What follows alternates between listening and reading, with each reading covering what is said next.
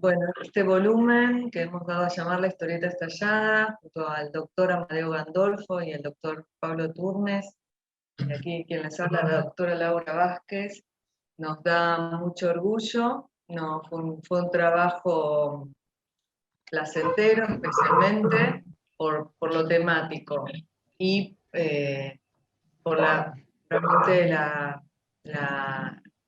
la recepción de artículos de enorme calidad y discusión polémica, ¿no? De posibilidad de abrir sobre todo preguntas, que fue la intención final del trabajo.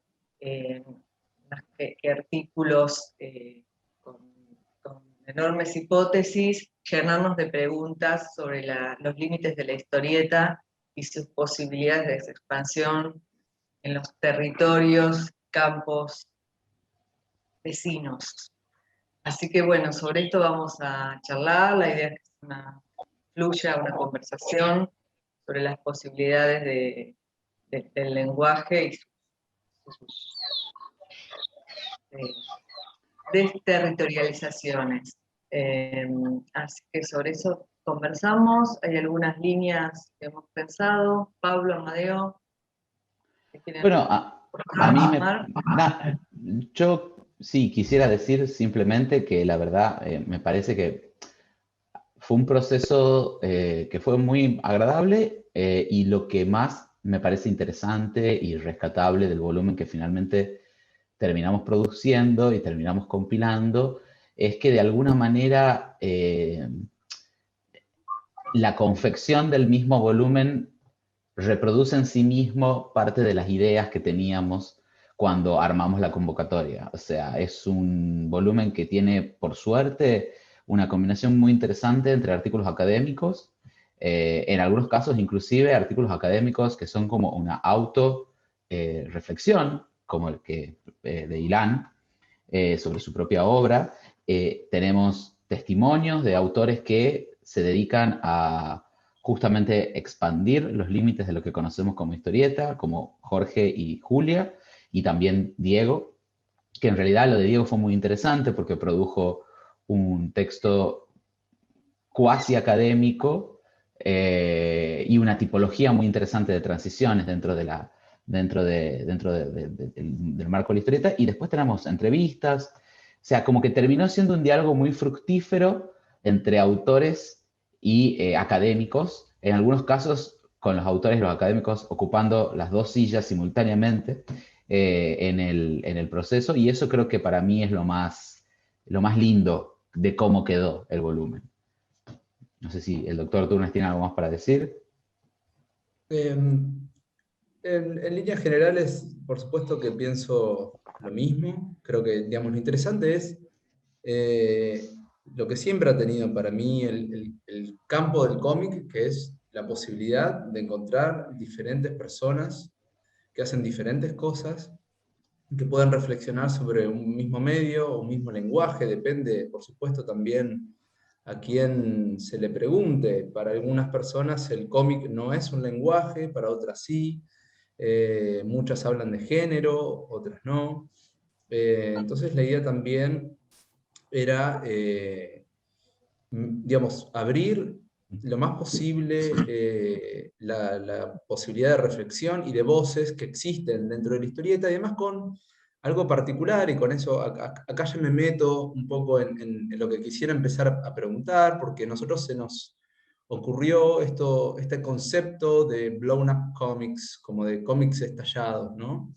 Y es como que el cómic siempre está estallando, en realidad, ¿no? Cuando uno va y ve los orígenes del cómic, uno ve a Töpfer, uno ve lo que hacían los historietistas norteamericanos de principios del siglo XX, hay un nivel de locura, ¿no? Creativa muy importante.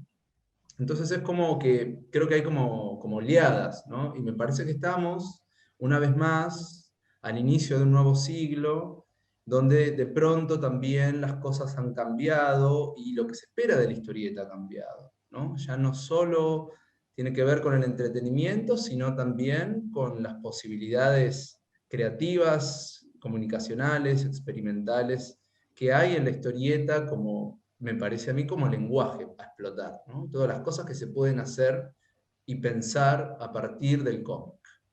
Entonces, pero digamos, también me gustaría preguntarles qué entendían ustedes, o si están de acuerdo con esa idea de una historieta estallada, o qué significaría en estos momentos justamente una historieta que sobrepasa sus propios límites, tal vez después de algunas décadas donde a la historieta primero no se le pedía eso y después se le pide eso, ¿no? Se le pide a la historieta que sea experimental, se le pide a la historieta que sea original en términos estéticos, ¿no?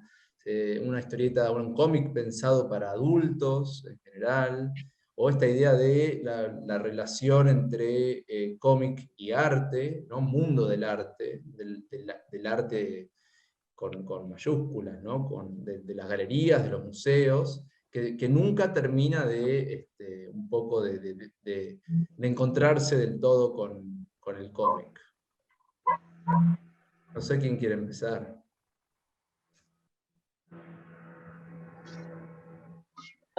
Yo puedo empezar así. Perfecto, sí. A mí me suscitan como dos campos de raciocinio. Uno es qué puede estallar en la ejecución en papel, en el formato que es más conocido, y dentro de ese formato es posible hacer una serie de experimentos que pueden llevar a un cierto estallanzo dentro del formato, como experimentos que ahora capaz ya se volvieron más normales, como, no sé, la abolición de la viñeta o la congregación del texto, una mayor inserción de la literatura en el cómic, en vez de ser como simplemente el globo de responder a un guión o a diálogos, haber una cierta cohesión de la literatura o del ensayo con el cómic y no dejar de ser el cómic. Y por otro lado, aparte de la vertiente del estallanzo en el formato papel, la intercomunicación entre áreas de video, cómic, de cómo contar una narrativa. Y en verdad lo interesante de eso, para mí al menos, es que no me interesa ese límite.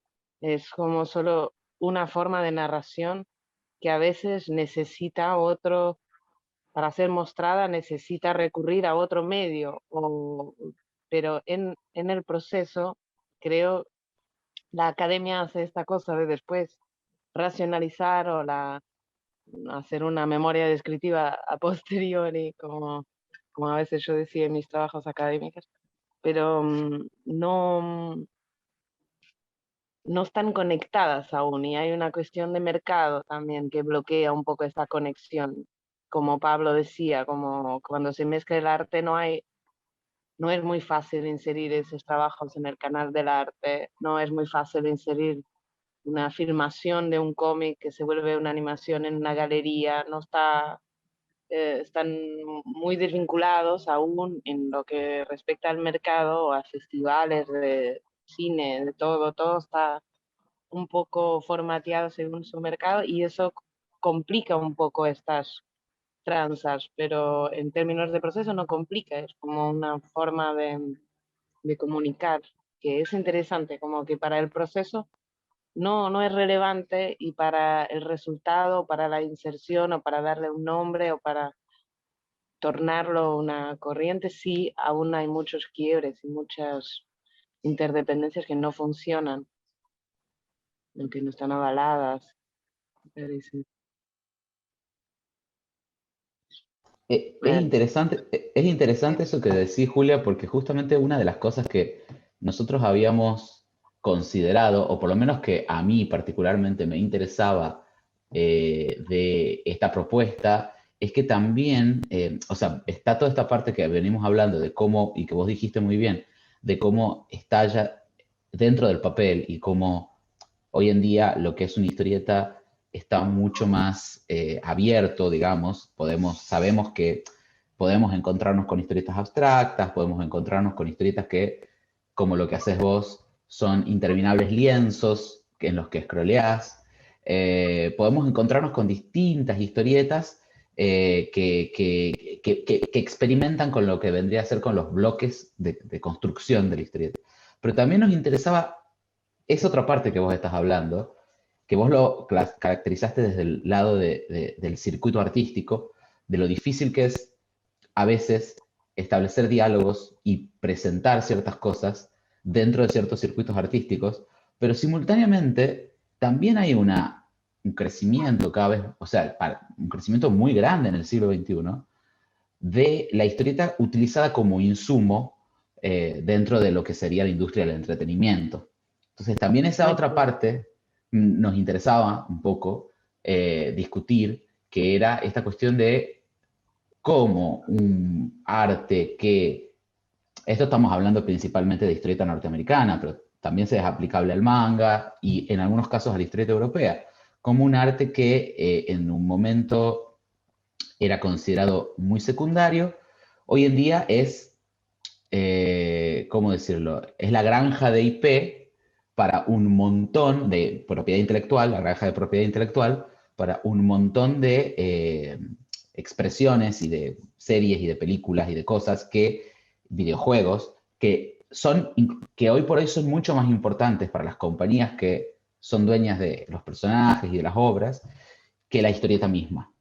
Entonces, esa faceta también nos parece, es como paradójico, porque es como que la historieta logra una mayor aceptación a costa de sacrificarse a sí misma. Un poco. Inclusivamente en la publicidad, como que se volvió un medio, creo que las personas no leen tanto, hay una cuestión ahí con la narrativa y la asimilación de información que se volvió más corta, más inmediata, y que la historieta responde muy bien a a la necesidad de la gente. Entonces, como publicidad funciona, como comunicación de idea funciona, y se vuelve un elemento valioso para el capital.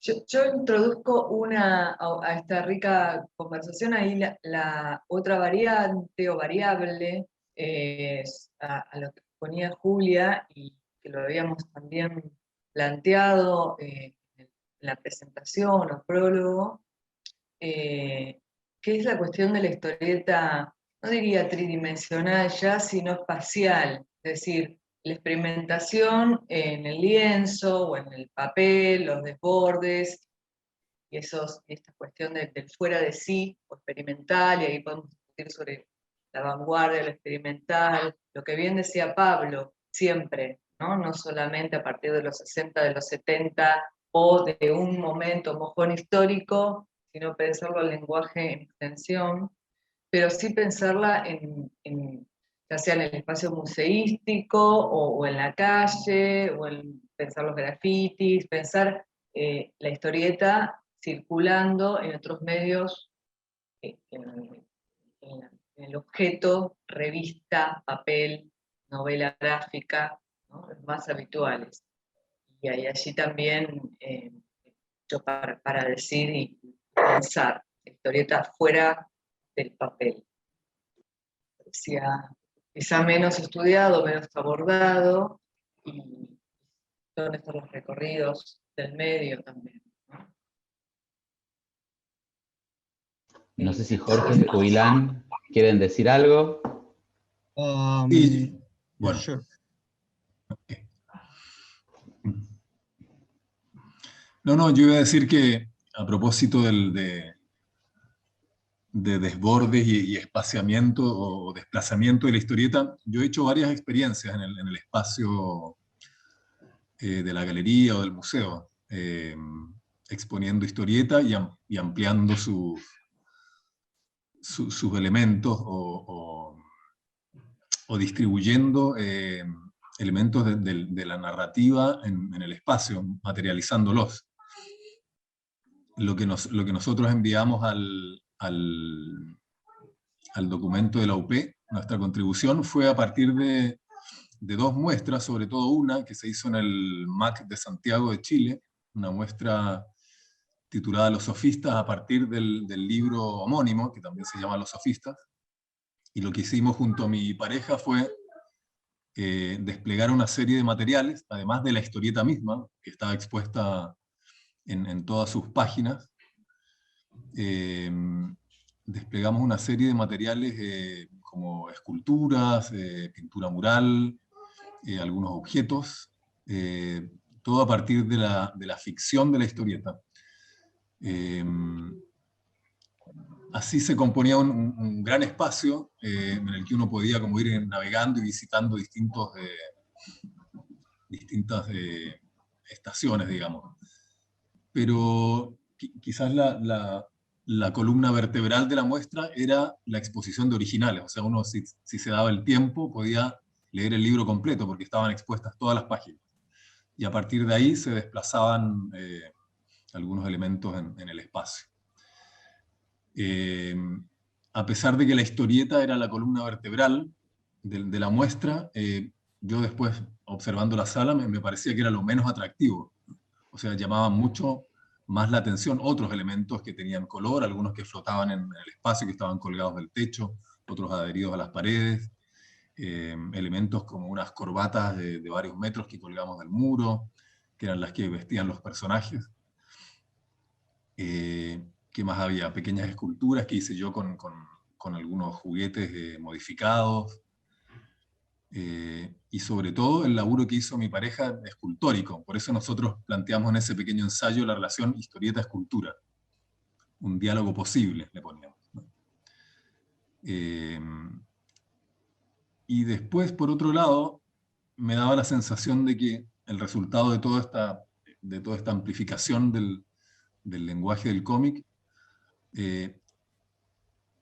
también era en función de la narrativa misma, o sea, como que surgía de la ficción y volvía a la ficción también. Todo cobraba sentido cuando uno efectivamente entraba en la historia, ¿no?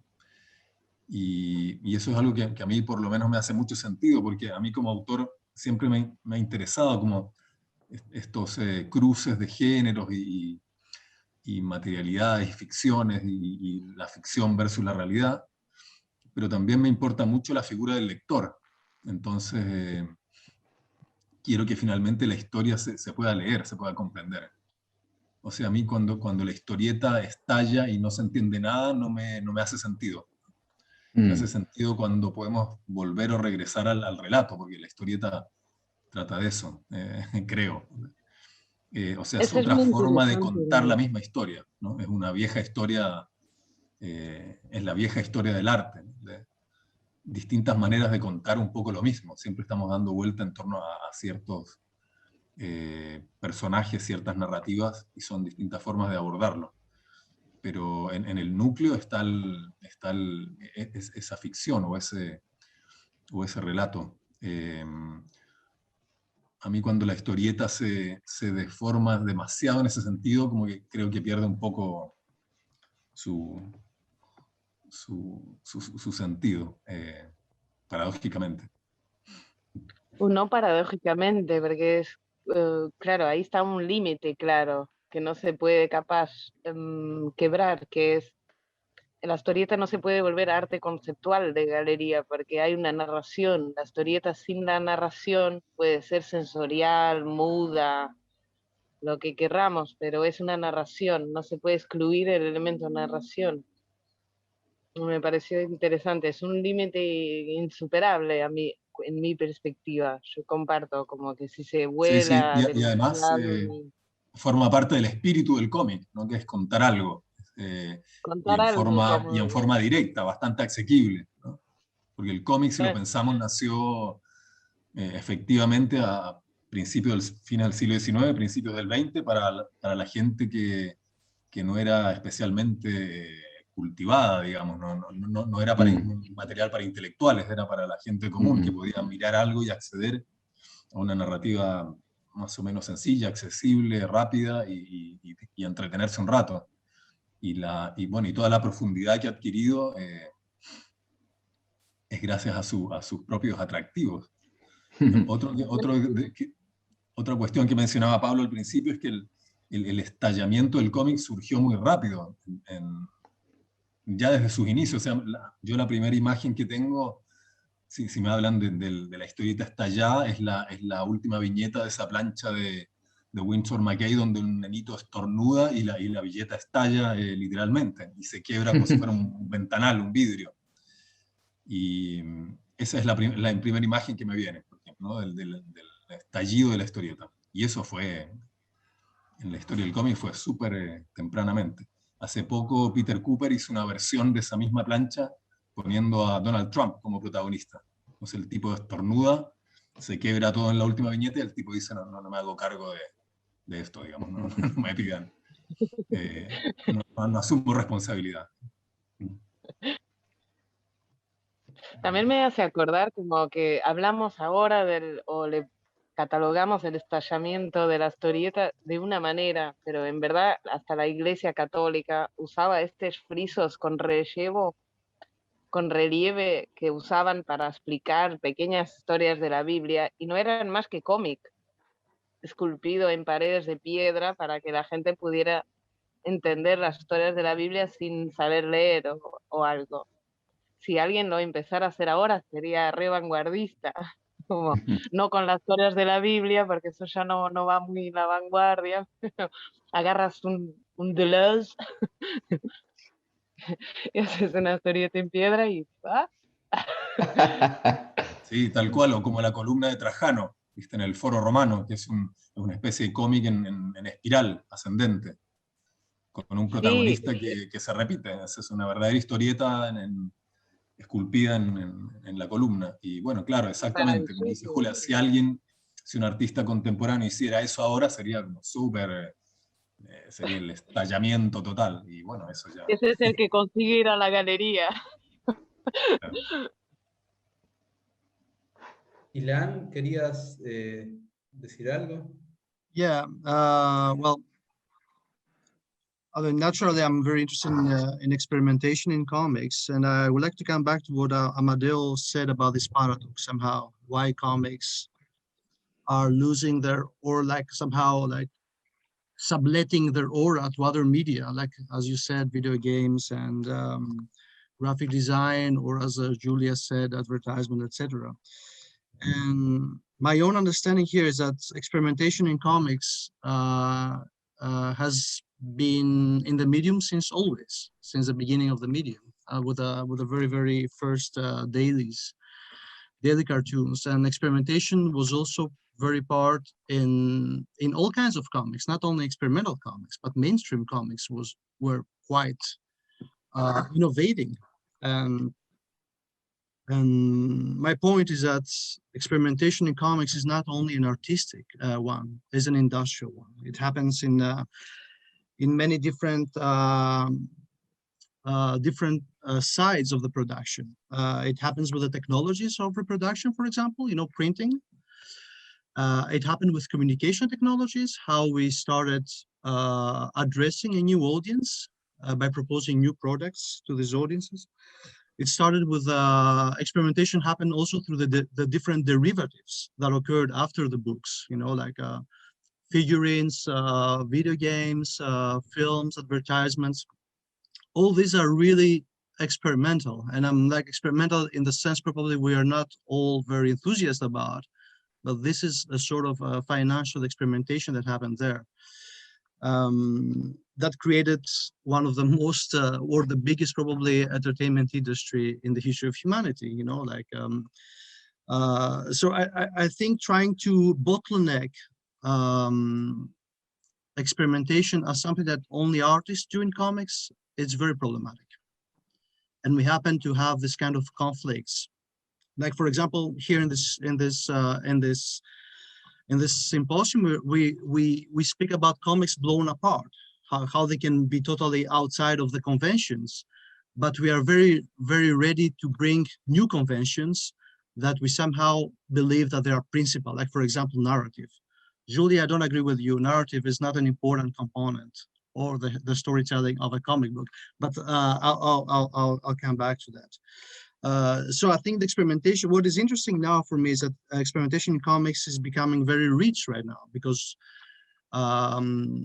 for many reasons, the way we produce knowledge in the 21st century is very different from the way we produce in the 60s and 70s. So knowledge production now is a very aggregate operation. We need, I mean, like for example, as all practitioners here, Jorge, Julia, you know very well when you do a comic book, you address many different sources. You know, you might get your inspiration from poetry or from an old encyclopedia, or you know, or go on Tumblr or on Instagram to find other things. So knowledge is something that is very, very distributed in multiple senses. So that fits very well the medium somehow. You know, the way I've been working since 2 years on the production of a comic book that is entirely generated with artificial intelligence. So we trained a model on millions of manga, comic book pages, and anime, and same for the stories. And I think that experimentation in the medium for me has to somehow account for this aggregate nature of the way we understand knowledge production, the way we learn things, the way we process information, the way we manage information, we store, we archive it, and we retrieve information. And a comic book or a comic narrative or a comic strip is a very elegant way to account for this aggregate form of information.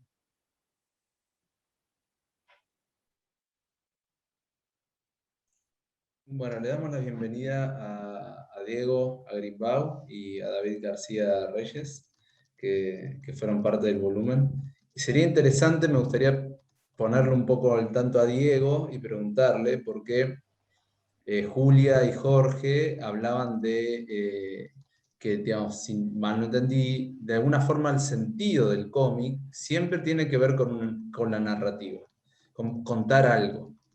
Y para Ilan, el cómic no necesariamente tiene que cumplir con ese objetivo de la narrativa, de contar algo, si se quieren, de tener sentido en ese sentido.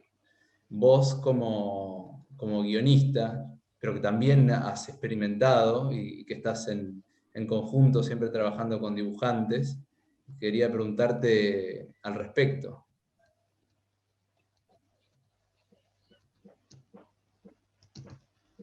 ¿Escucha ahí? Sí. Se escucha un poquito bajo, pero se escucha. Hola, hola, hola. Sí. ¿Me va? Ahí va. Perfecto. Sí, entiendo la pregunta sobre si la historieta la única gracia que puede tener es contando una historia o hay otro tipo de sentidos que pueda abarcar, y claramente hay. O sea, y por ahí hay un montón de historieta ensayística que es, bueno, no sé si un montón, pero hay por lo menos varios casos de autores que toman la historieta como un medio para expresar ideas, muchas veces completamente abstractas, o bien casos de escritura de no ficción, donde la crónica que se está contando está muy lejos de ser una historia lineal en el modo en que la encararía una ficción. Hay colecciones enteras de no ficción. Yo no sé, ¿la traducción se hace espontáneamente para los que no hablan castellano? ¿O hay que, si no puedo hablarla en inglés, por ejemplo? No, No, Ilan comprende, sí, sí. Ilan comprende, Ilan entiende castellano, pero tenemos que tratar de hablar lo más claramente posible. Claro. Bueno. Bien. ¿Ilan va comprendiendo? ¿Él va comprendiendo? I am understanding, yes. But should I repeat something, Pablo and Laura? Is this something I should repeat or clarify? No. It's back for me. Yes. It's okay. I try to translate and did a little bit of a short summary of what you just said, so that everyone who's here and doesn't understand English can get to the point. I hope that I got all the nuances in what you were saying. So, but it's okay. You can go ahead. We can go ahead. Okay. A mí particularmente, en el campo que a mí me gusta estudiar como autor, siendo guionista de historieta, es lo que se aplica más a la narrativa. Pero cualquier tipo de generación de sentido en realidad aplica.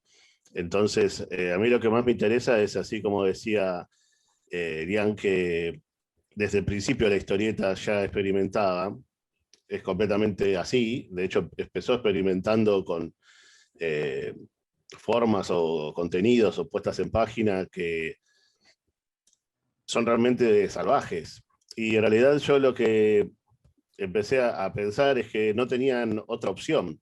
La lucha de la historieta como lenguaje no es tanto por volverse experimental. Eso es lo que le sale fácil. Eso es lo que por defecto uno hace cuando empieza a poner manchas que tratan de representar a una persona o un lugar que de por sí es completamente infructuoso, ¿sí? Los medios que tiene el cine o la fotografía para reproducir, o la ilustración, para reproducir lugares o espacios o personas, son infinitamente más efectivos.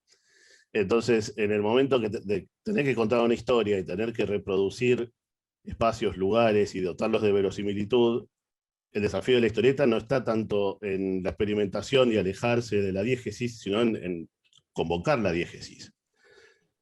Y eso es lo que es extremadamente difícil de lograr, y es también una tarea que no tiene mucho sentido.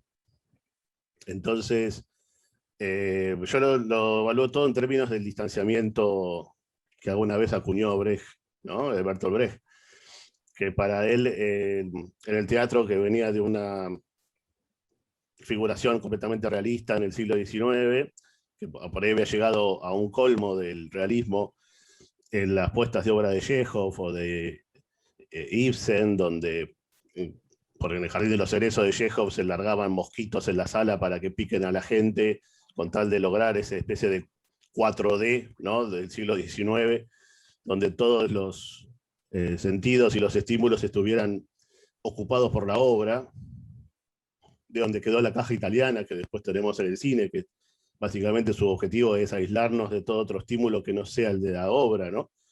Tanto la música como la imagen, todo está puesto desde la obra. Y lo que hace Brecht es justamente desarmar todo eso, mostrar los dispositivos técnicos, abandonar las escenografías, colgarle un nombre del personaje al actor, como para empezar a poner en duda la diégesis, la creación de la diégesis, como espacio ficcional, ¿no? Y cómo podía llegar a existir la ficción de todas maneras en una diégesis que estaba puesta en duda y, como se decía en teatro por lo menos, opinada. Yo por esto es muy difícil de traducir, perdón, pero son medio los términos que se usaban en dramaturgia. Igual que opinated existe en inglés. Y en historieta, yo cuando lo comparaba con la dramaturgia, que era el estudio que yo había hecho, no entendía cómo se podría haber dado ese distanciamiento. Como partiendo de una diégesis realista y que podía provocar identificación, la catarsis famosa, ¿no? Bueno, todos estos términos aristotélicos. En la historieta, ¿cómo era?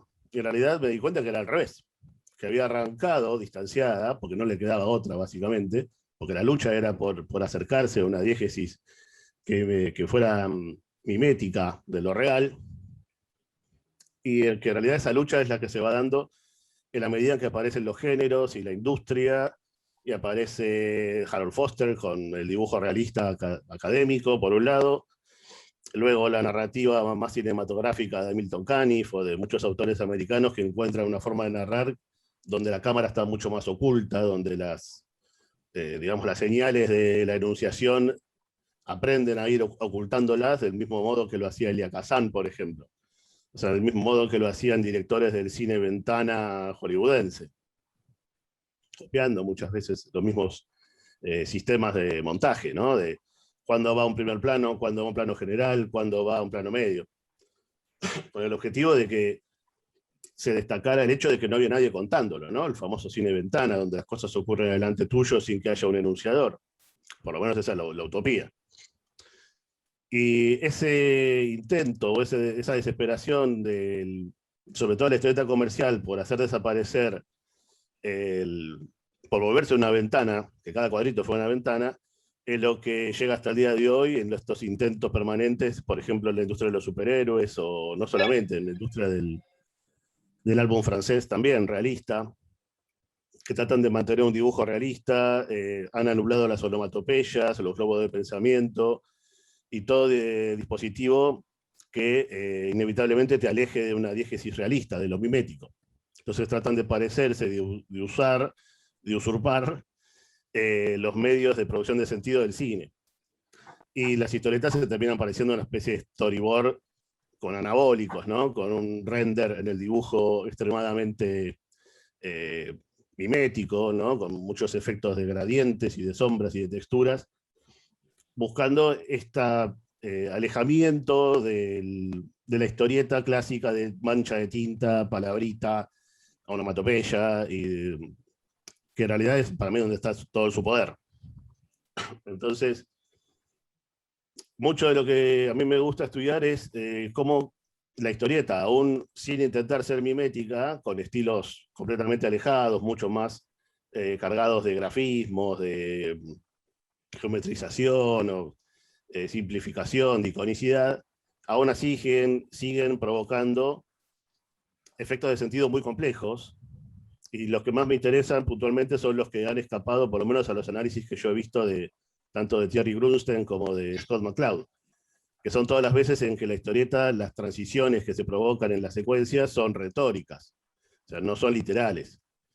O sea, provocar el sentido de un personaje que sale de una habitación y llega a un exterior, a una calle, es bastante difícil, no es tan fácil como parece, pero se hace todo el tiempo. ¿Sí? Todo el tiempo estamos leyendo personajes que cambian de un ámbito al otro y podemos clausurar el sentido de la transición espacial de un personaje.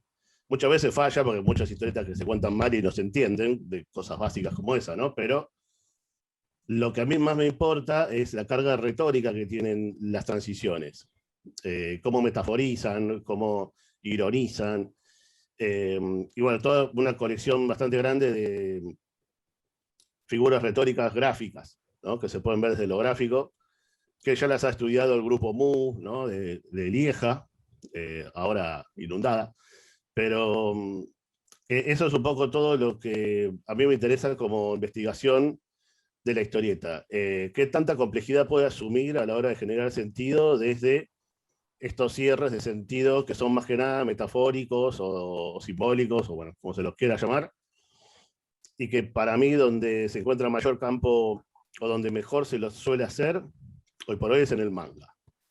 Será porque tienen un lenguaje ideográfico y que están acostumbrados a pensar en las imágenes como símbolos y con ulteriores sentidos, ¿no? Con capas de sentido. Pero en el manga es donde encuentro la mayor riqueza de ese tipo de transiciones, y empieza a aparecer también en toda la historieta occidental muy influenciada por el manga. Tanto en Francia como en Estados Unidos o en Sudamérica aparecen ese tipo de juegos de sentido, donde la experimentación es más sutil, ¿no? A mí ya no me interesa que rompan la puesta en página y hagan una puesta en página como las que hacía Philippe Druillet o Steranko. Son fantásticas, pero se hicieron hace 40 años o más, y de ahí para atrás hasta el principio de la historieta. Entonces, para mí la experimentación más interesante de la historieta no es la que rompe todo, porque eso es lo que primero se hizo. Es la que, sin emular la mímesis de lo real, busca producciones de sentido que pueden ser incluso todavía más reales. O sea, generan una empatía y una identificación y una cercanía desde todos esos mecanismos propios de la historieta, que son muy difíciles de lograr con cualquier otro medio. Si una historieta puede ser leer una historieta puede ser un acto mucho más íntimo que ver una película. Y es gracias a todos estos tipos de producción de sentido atávicos, que es dibujar y escribir, ¿no? Dibujar es lo primero que uno hace casi antes de hablar. Entonces, hay ahí algo que para mí tiene que ver con este poder que tiene la historieta de atravesar el distanciamiento de una mancha dibujada, ¿no? Que es una persona tiene que estar representada por un pedacito de color en un papel, pero llegás a un tipo de abstracción más equivalente al de la literatura, pero distinta, ¿no? Más primal, más universal, que no está mediado por un lenguaje donde cada persona tiene uno distinto, ¿no? En la historieta en ese sentido es como la música, es un lenguaje universal que va a lo más atávico, a lo más inicial de una persona, que apenas arranca, los primeros trazos de su personalidad son dibujitos en un papel. Y creo que algo de eso hay, de por qué funciona tan bien. Y si yo ahora leo la obra de Simon Hanselmann, que es un búho y un gato que es el novio de una bruja, y me puedo terminar llorando porque algo le pasó al gato, ¿no? Y es te lo pones a pensar, desandás el distanciamiento de Simon Hanselman y decís, pero yo soy un estúpido, no puedo estar llorando por un gato que lo dejó la novia, que es una bruja, por un hombre lobo. Y sin embargo, funciona perfectamente. Y me parece que es los ámbitos de escritura donde más es para experimentar, no solo en historietas, sino en todo tipo de guión, son estos que asumen el distanciamiento que hoy por hoy, después de tantos siglos y milenios de escritura y ficcional, es donde queda por innovar. Porque después en innovaciones en cuanto al conflicto y el personaje, es probable que ya se hayan hecho todo lo posible. ¿Sí? Hayamos llegado a, como la música ya se agotó las posibilidades armónicas, y probablemente en ficción se hayan agotado todas las posibilidades del conflicto. Entonces hay que empezar a buscar en periferias que todavía no fueron muy miradas. Pero bueno, paro acá.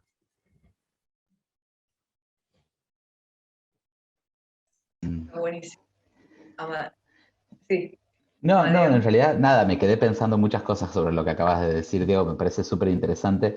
Me quedé pensando puntualmente en esto, en esta cuestión que decís de cómo la historieta a través de la creación de códigos que son más sofisticados, o sea, en realidad está buscando un efecto de empatía y de cercanía muy primario. Y me hace acordar mucho, no puedo evitar decirlo y pensarlo, a lo que decía Mazzotta, de que la historieta continuamente estaba produciendo sentido y estaba poniendo en primer plano su propio proceso de producción de sentido, que no había manera de que la historieta no presente, que no había manera que la historieta no, de alguna manera, simultáneamente cuando está contando, también está de alguna manera revelando sus trucos. Y en el segundo, lo segundo que me hiciste acordar, hace un par de semanas, estamos haciendo un curso con Pablo, en la Universidad de Alcalá, coordinado por nuestro amigo Kiko Sáenz de Adama, en donde expuso hace un par de semanas Neil Cohn, que bueno, no sé si lo conocen, Neil Cohn es un lingüista que tiene una teoría bastante desarrollada acerca de cómo son las transiciones en la historieta, cómo se construye sentido, cómo nuestros cerebros interpretan la historieta, porque está metido con el tema de la neurolingüística, lo cognitivo. Y una cuestión que a mí me interesa quizá arrojar acá a la mesa, que decía Neil Cohn, es que la historieta no es un lenguaje para él, sino la historieta es utiliza lenguajes, un lenguaje verbal y un lenguaje visual, porque además recientemente la otra cosa que discute Cohn es que la posibilidad de que haya un lenguaje universal visual de la historieta. Él propone que no, que en realidad cada tradición historietística tiene su propio lenguaje visual. Y que la historieta en definitiva utiliza lenguajes, pero no es un lenguaje.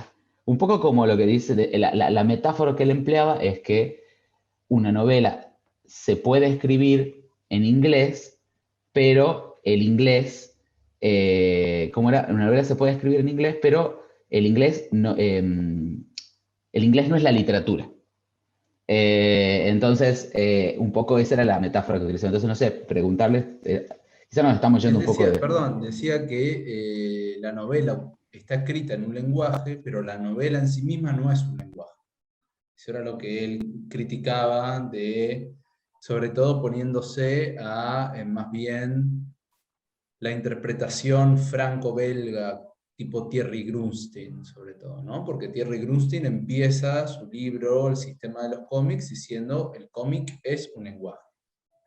Como que ese es su punto de partida. Y Neil Cohn decía que no, que utiliza cosas del lenguaje, pero que en sí mismo el cómic no es un lenguaje. But Pablo, I think my understanding here is that we should take the word language in a very loose way. I mean, you know, like how many papers around comics have been debating this, from you know, as you said, from Neil Cohn to Thierry Grunstein. I think now linguists themselves are asking if language is language really, if English language is language. And I think we should totally abort this debate in comics. Comics can be language in many ways. It doesn't have to be a purely linguistic medium, but I'm sure for Diego or for myself, you know, when we use specific drawing cues, we refer to other people's production. So for that matter, it is some sort of language. It is an articulation of different modular elements that are coming together and make sense. I mean, this is a system of signification. Language is a system of signification. So I think I will not try to be more formal than the formalists themselves, you know, like comics can be languages, comics can be an art form, comics can be genres. You know, we have this very long definitional project in comics academia that has disrupted many many friendships even in comic scholars. So I think you know, like I will be very loose about this idea, and whatever works as a definition in order to go on and to progress one's work and to understand better and to make meaningful contributions, for me it works. Y yo estoy muy de acuerdo, ¿eh? Hay que dejar de discutir la definición, porque me parece que se está subestimando la polisemia. Entonces, si de repente uno llama lenguaje al cómic, es como si yo dijera el lenguaje de las hormigas, qué sé yo, o el lenguaje de la camiseta de fútbol. Alguien puede interpretar a lo que me estoy refiriendo, pero no sé si es estrictamente un lenguaje, es metafórico asumir que es un lenguaje el de las camisetas de fútbol. Y la polisemia tiene ese poder. Entonces, al lenguaje creo que al cómic se le puede decir género, que da mala palabra, ¿no? Una cosa terrible. Pero puede ser un género el cómic.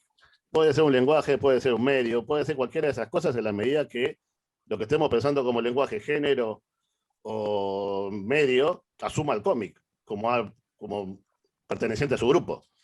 Yo no creo que sea un problema de error conceptual de que alguien no está entendiendo lo que es el cómic porque lo está nombrando de una manera equívoca. Thierry Grusten, Scott McCloud o cualquiera de los que estudian esto saben lo que es un cómic. ¿Sí? Entonces estamos solamente discutiendo una palabrita, sin entender que la polisemia es un fenómeno que pasa continuamente. Por eso no me interesa demasiado discutir sobre qué palabra lo puede designar, porque de última, el único objetivo que hay de una definición así taxativa del cómic que fuera inapelable es poder saber qué es un cómic y qué no, ¿no? Entonces, a ver, esto es un cómic y a ver, fijémonos en la definición ya consensuada por todos los académicos universales. Sí, es un cómic, cumple con 9 de las 10 condiciones. Bueno, sí, que sea. Y en realidad, lo que eso deja de ser un cómic es una construcción social que es completamente fluida, cambia permanentemente. Entonces, para mí las cosas tienden a ser cómics o no. Hay una gran tendencia de tal obra a ser una historieta. Por ejemplo, la última obra de Emil Ferris, que ganó todos los premios, ¿no? Que mucha gente puso grito en el cielo, eso no es una historieta. Bueno, no hay manera de saber si eso no es una historieta. Lo único que podemos ver es que hay una tendencia grande a que lo sea. ¿Por qué? Porque ganó todos los premios de historieta. Es un buen argumento a favor. ¿Sí? Entonces tenés una construcción social que te dice la historia, la sociedad misma, esto empieza a ser un cómic. Y el día que agarren, qué sé yo, un paquete de cigarrillos y digan lo mismo, vamos a tener que aceptar que también lo es. Porque podemos ir en contra de eso, podemos estar en desacuerdo, pero la discusión en sí es casi una especie de consenso democrático. Si todo el mundo empieza a considerar que tal cosa es una historieta, lo es, quieras o no. Que si no, es estar en contra del viento, ¿no? Es protestar porque hay un cielo azul. Eso es lo que opino yo sobre las definiciones. Pero capaz ahí donde se pueden empezar a confundir las cosas es, por ejemplo, en esto de filmar una historieta. Y entonces haces una cosa que queda como una animación. Pero cuando vas a la animación, no entra en la animación. Y responde a ciertas formas de narrar que vienen de ese tal lenguaje, género, lo que queramos llamarle, de la historieta. Y entonces a veces supongo que por la necesidad de comunicación humana, un poco como decía Ian, como llamémoslo lo que querramos, y capaz en cada conversación vamos a tener que adoptarlo o no, o rechazarlo, el concepto y la asociación del concepto a la forma de narrar que tiene cada objeto. Capaz sí, es como la propia asunción de la palabra es mutante. Mutante, me gusta. Yo comparto con Julia y quería retomar algo que había dicho Jorge y a invitarlo también a David a la conversa, que es sobre seguimos hablando de reglas, ¿no? Y de posibilidades de ruptura de reglas, si la regla sí, si la regla no, pero en definitiva todos los medios, lenguajes, géneros, como querramos, tienen sus reglas para no finalmente correr el peligro de verse diluidos en otros medios. También hay una necesidad de cuidado de nuestro espacio de comunicación. Si no, bueno, hablamos un coloquio de memes y ya, y hablemos de memes o titulemos este coloquio Los grafitis. Es decir, ahí Jorge hablaba del relato, de la narrativa en secuencia, de la necesidad de contar en imágenes, de algo nos tenemos que asir, ¿no? Para partir a tener para poder tener una conversación relativamente coherente sobre este lenguaje que sí, muta, cambia, se transforma, se desborda, pero Bueno, tiene un ingrediente básico. ¿Cuál es el ingrediente básico? Bueno,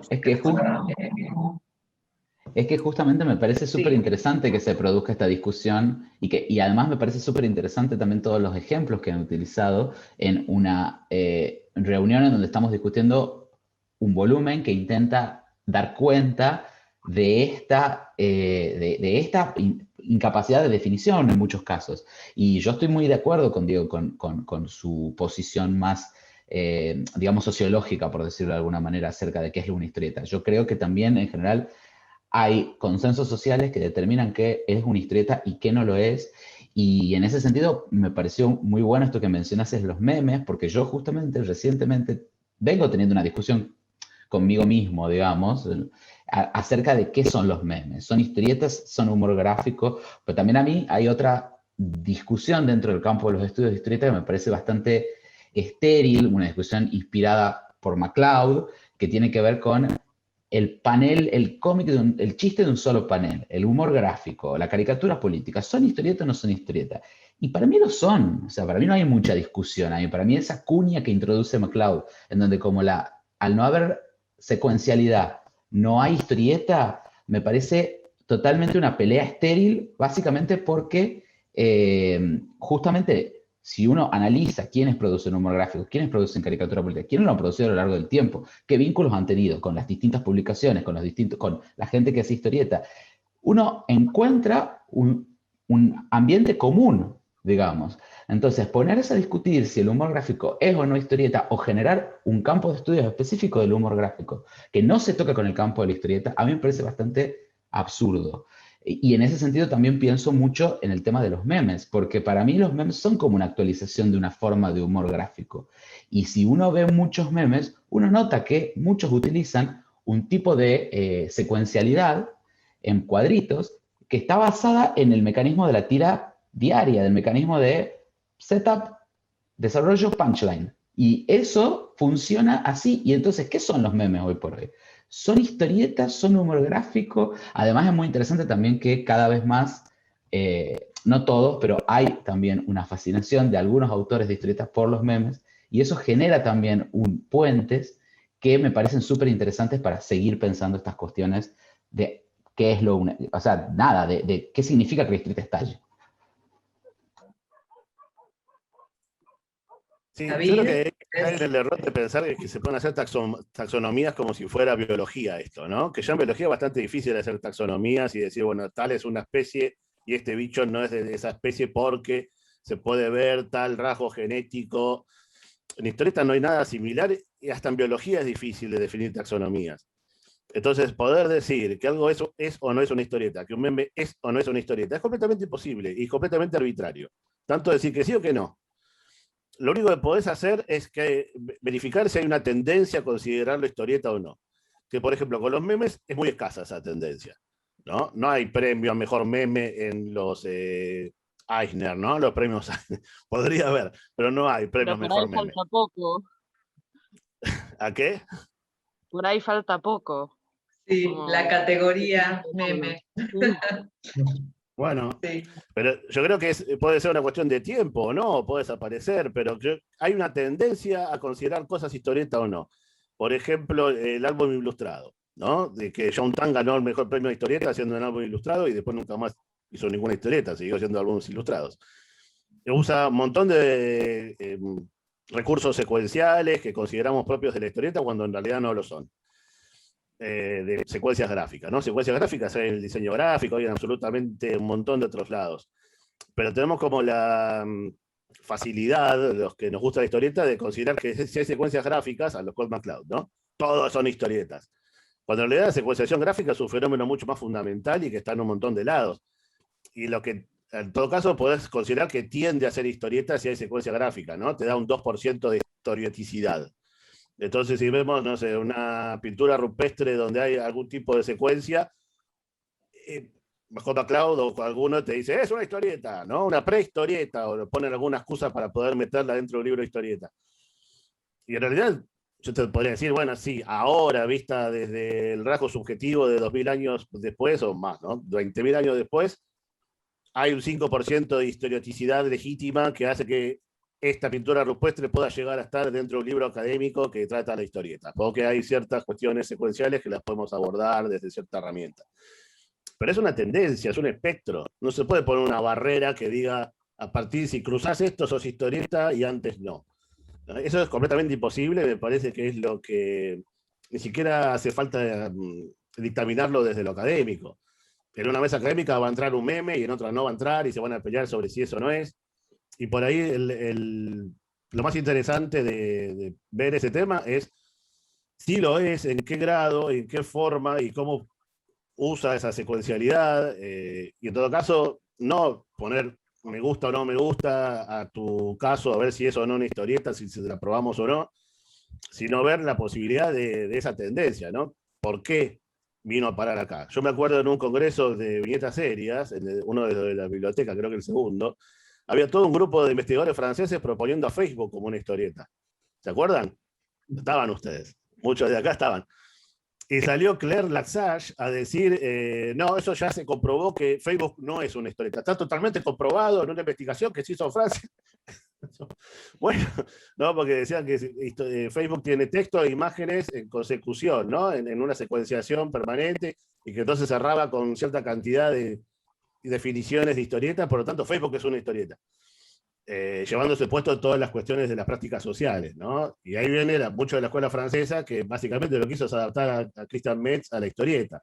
Lo que hizo con psicoanálisis y cine, y básicamente la misma pregunta de qué es o qué deja de ser el cine, en historieta. Exacto. Y llegó a la misma conclusión antes que nosotros, ¿no? 40 años antes.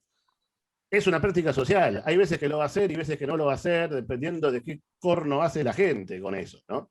De qué tipo de práctica social haces con un objeto, con lo que tenés entre manos.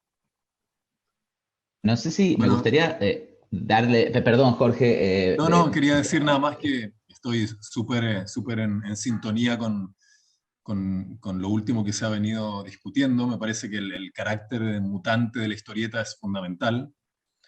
No es una cuestión de plantear límites o fronteras, porque de hecho mucho no las tiene. A no ser que vayamos como aspectos muy específicos del cómic. El cómic es una situación estética que resume y convoca muchas otras, bebe de muchas fuentes. Lo que sí se puede decir, que a mí siempre me ha parecido desde muy chico, me parece que es una forma muy refinada de combinación de distintos lenguajes y géneros. Siempre me ha parecido como una instancia muy elegante en ese sentido, ¿no? Puede sonar raro porque una historieta también es algo muy pedestre, muy común y corriente, pero siempre me ha parecido como una forma de lenguaje muy fina. Y los que gustamos de su lectura y de su producción, creo que pasa muy por ahí también la pasión por la historieta. Y lo otro, toda esta discusión de si es o no un lenguaje, si es o no un género, me parece que también se puede llevar al terreno del arte, y a la famosa pregunta de si la historieta es o no arte, ¿no? O si forma parte o no del lenguaje de las bellas artes. Me parece que esa cuestión tampoco tiene mucho sentido. El arte mismo, al interior del arte mismo, a veces hay obras que no son arte, ¿no? O sea, la historieta puede serlo o no, como decía Diego.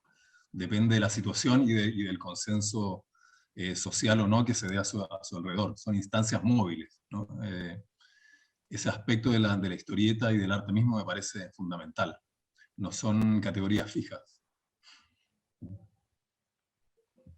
No sé si, David, tenés ganas de decir algo, ya que has llegado y no has tenido oportunidad de opinar. Te damos la bienvenida, por supuesto. Muchas gracias.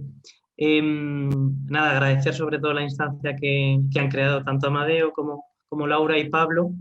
Y bueno, buenos días y buenas tardes a todas y a todos, dependiendo de la latitud en la que nos encontremos. Y bueno, a mí me resulta, todas las intervenciones que he ido escuchando desde que me he incorporado, ¿no? Desgraciadamente por cuestiones técnicas no he podido llegar antes, pero bueno, me ha parecido muy interesante este debate. Desde mi posición, intentar aportar un poco al hilo de lo que ha comentado Jorge y de lo que ha comentado también Diego, pues bueno, un poco mi posición, una reflexión, ni siquiera tampoco una posición, porque una posición casi suena como un dogma, ¿no? O como algo completamente fijo en lo que, además aquí hablamos de algo muchísimo más flexible, ¿no? Por suerte, el propio adjetivo mutante, como muy bien indica además el volumen, ¿no? de la revista, va en esa línea, ¿no? En relación, por ejemplo, a lo que comentábamos, que es, o sea, ¿es el cómic arte o no? Bueno, el reconocimiento evidentemente de este adjetivo que como una animación, como dispositivo incluso defensivo para poder expresar que el cómic es una manifestación artística, porque nace de la propia creación, ¿no? de los seres humanos, pensar una serie de cuestiones. Esto, arriba señalaba algo que me parece muy importante, y es que desde el principio de los tiempos, o desde el momento en el que la capacidad cognitiva del ser humano tiene un desarrollo, el propio ser humano tiene la necesidad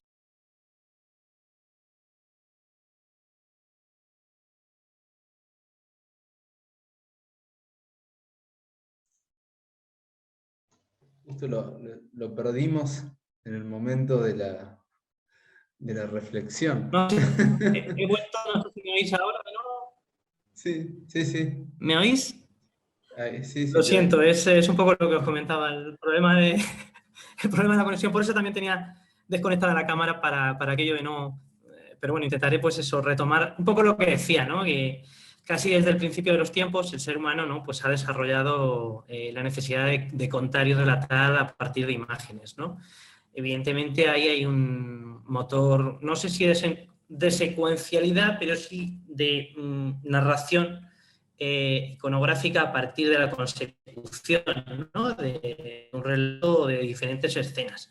Pero es que incluso, bueno, pues si nos retrotraemos al propio medievo, hay registros narrativos, ¿no? En lo que pueda ser el conjunto de los capiteles o cualquier hornacina en un portal de una catedral o de una iglesia medieval, ¿no? Y a colación de esto, evidentemente, pues, por ejemplo, trayéndolo un poco a un tiempo más reciente, si pensamos en algo que siempre se suele hablar como no voy a decir protohistorieta, porque evidentemente el cómic ya llevaba más de 45 años, pero influye decisivamente en la obra de Pablo Ruiz Picasso cuando arma El sueño y mentira de Franco, que claramente tiene una idea de secuencialidad en la que, más allá de las... ¿cómo decirlo?, de la búsqueda que tiene de denunciar una situación, ¿no? Política, hay un relato visual en el que necesariamente, además, un poco como también habéis estado señalando, no hay la necesidad de expresarse en términos en el que el globo o el bocadillo estén insertos, es decir, que la narración básicamente se articula en base a la propia imagen, ¿no? Representada. Es decir, la consecución evidentemente de esta. Esto me lleva a pensar en un montón de experimentalistas, aunque yo, un poco por el periodo que yo he abordado y estudiado, pues me siento más cómodo, evidentemente, con la vanguardia del cómic español, ¿no? De finales de los 70 y la década de los 80, ¿no? Y en este caso, por ejemplo, sí es evidente que había multitud de publicaciones periódicas, como podrían ser Metal Harlan, El Víbora, Rambla, etcétera, que se plantean la necesidad de dar cabida a este tipo de manifestaciones y que el público las consume. Es decir, no hay muchas veces...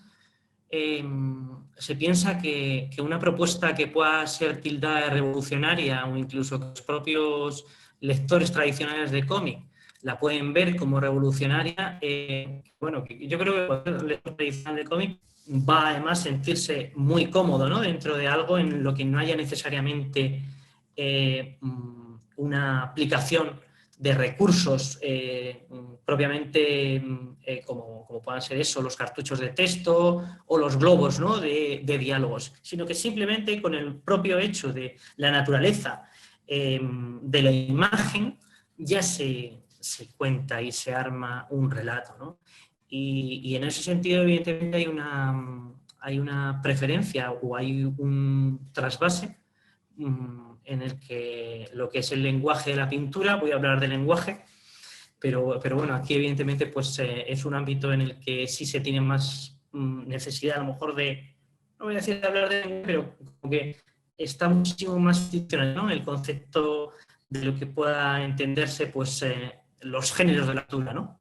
El paisaje, el retrato, hay convenciones a la hora de representar este tipo de cuestiones que están, pues, bueno, sobre todo desde luego de las representaciones figurativas ancladas en algo en lo que a partir de la vanguardia, digamos que se sale un poco de este tipo de convenciones tradicionalistas, pero que tienen una enorme importancia a la hora de configurar eso, ¿no?, de anclar de forma muy, muy clara lo que son los géneros de la pintura. Por suerte, en el cómic yo creo que hay una enorme capacidad para canalizar eso desde un punto de vista mucho más orgánico, ¿no? Con esto no quiero hablar en desmedro de la pintura, de la escultura, incluso de la arquitectura, pero el cómic en este caso, incluso desde la propia naturaleza periférica que se le ha dado muchas veces, por desgracia, desde los estudios académicos, tiene esa libertad de no sentirse tan pegada, no ya voy a decir a la tradición, pero sí a cuestiones que a lo mejor son demasiado, que vulneran al final lo que es la capacidad del artista o del creador, o de los creadores, en este caso, si hay un guionista y un dibujante de por medio, de armar un relato secuencial o un relato gráfico, ¿no? Y bueno, yo quería comentar eso y tampoco me quiero exceder yo mucho porque tampoco sé el tiempo del que disponéis, pero bueno, señalar un poco unas cuantas pinceladas. Muchísimas gracias, David. Ahí justamente acabamos de preguntar sobre el tiempo de la mesa y nos acaban de comunicar que los oyentes, asistentes, pueden escribir en el chat, no están habilitados los micrófonos. O sea, había una pregunta por ahí, pero lamentablemente es así. Las situaciones no se pueden prender cámaras ni micrófonos. Nos escriben en el chat y transmitimos la pregunta a los autores. Yo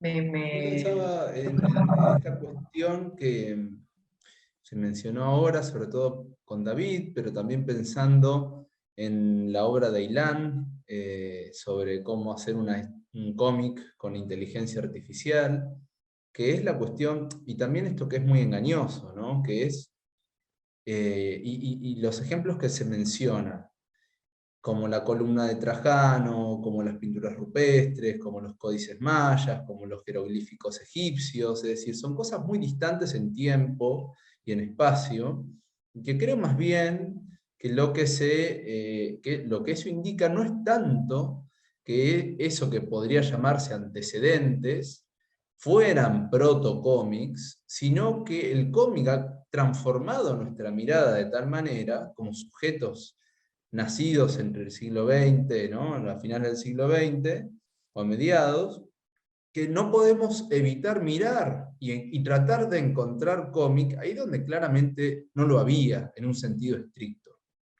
Y también esto como, esta más bien es, digamos, mi posición, pero también pensar que ahí está la idea del autor.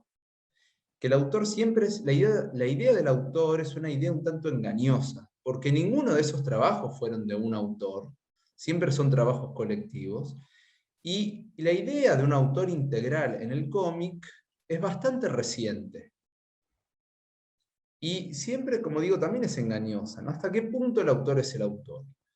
Sobre todo cuando hay lo que ha sido la existencia industrial, ¿no? De la historieta, donde hay coloristas, donde hay entintadores, donde hay rotuladores, donde hay letristas, donde están los imprenteros, es decir, hasta qué punto, digamos, uno le pone un nombre y un apellido a las obras, ¿no? Y esto es un poco más fácil cuando hay una sola persona que hace todo. Pero, digamos, hasta qué punto es también un poco, me parece nocivo seguir pensando en esa idea de autor tan conservadora, tan fija. Es una pregunta que podría, no tengo una respuesta muy clara, ¿no? Pero ¿hasta qué punto nos conviene seguir pensando en la idea de un autor para el cómic, ¿no? De autores, en un sentido tan estricto? A mí Lo que me pasa hace... que, perdón, Julia, no, decía que se encabalgaba o estaba directamente relacionado al sentido cinematográfico de construcción de la historia, es decir, ¿por qué no? ¿Por qué vemos una La película figura de del cine? director. Claro, de Woody Allen, y no tengo idea quién es el iluminador o el camarógrafo que es quien finalmente me está contando esa escena. Justamente ese es el engaño, porque lo que uno muchas veces identifica como, bueno, este es Stanley Kubrick, este es Woody Allen, este es Alfred Hitchcock, ahí es clave el equipo con el que se trabaja. El director o directora de fotografía son los que muchas veces están Por imponiendo eso que supuesto. podríamos llamar un estilo, ¿no? La idea de trabajar, y no por nada los directores tienen su equipo, y quieren trabajar con un iluminador, quieren trabajar con un asistente de cámara, quieren trabajar con un director de fotografía, y siguen trabajando siempre, porque eso es, digamos, es un trabajo en conjunto. Es cierto que, como suele suceder, hay una jerarquía interna, ¿no?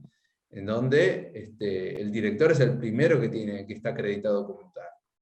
Pero eso no implica que no haya, en realidad, lo que siempre hubo, en el arte mismo, el arte clásico. Se habla de Miguel Ángel, se habla de Leonardo da Vinci, de Rafael, pero eso eran muchísimas personas trabajando al mismo tiempo para hacer esas grandes obras. ¿No? Si no, Miguel Ángel todavía estaría haciendo la Capilla Sixtina. Y bastante tardó, es decir, había mucha gente trabajando en esas grandes obras de arte. Por eso, digamos, muchas veces yo creo que en los estudios de cómic lo que intentaron hacer fue recuperar esa idea de autor industrial, del cine o de la literatura, para legitimar el objeto como tal. Pero eso en el tiempo, digamos, termina siendo un poco absurdo, un tanto nocivo. Habla menos de la construcción del cómic de lo que uno piensa. Perdón, Julia, te interrumpimos. ¿Vos querías decir algo? No, yo solo veía también otra variable respecto de esto que estamos hablando ahora, que es también el contexto, cómo se presenta. Retomando una idea que Diego Agrimbau dijo, como que podemos catalogar las cosas según una tendencia. Hay una tendencia para leerlo en cuanto historieta, hay una tendencia para leerlo en cuanto X. Y que es muy interesante eso en la percepción de la obra, como que se trae un ingrediente inalienable del público que lo lee, del lector, cómo lo recibe el público. Esa masa abstracta y un poco aleatoria. Uno va a decir que con Facebook es historieta, otro va a decir que no. Y eso tiene que ver no solo con ese público, como con la contextualización de la obra. Como si pudiéramos hacer una sala en que de repente es posible hoy día hacer una muestra en que expone, bueno, Laura ya hizo varias, como expone historietas en un formato de obra de arte y la cosa es leída así.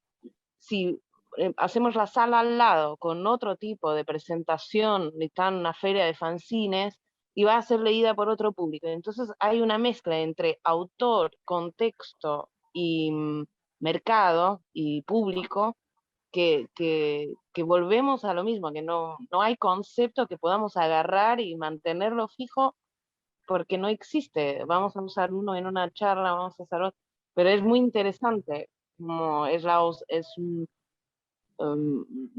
líquido, todo está muy líquido, y eso puede ser beneficioso en algún lugar.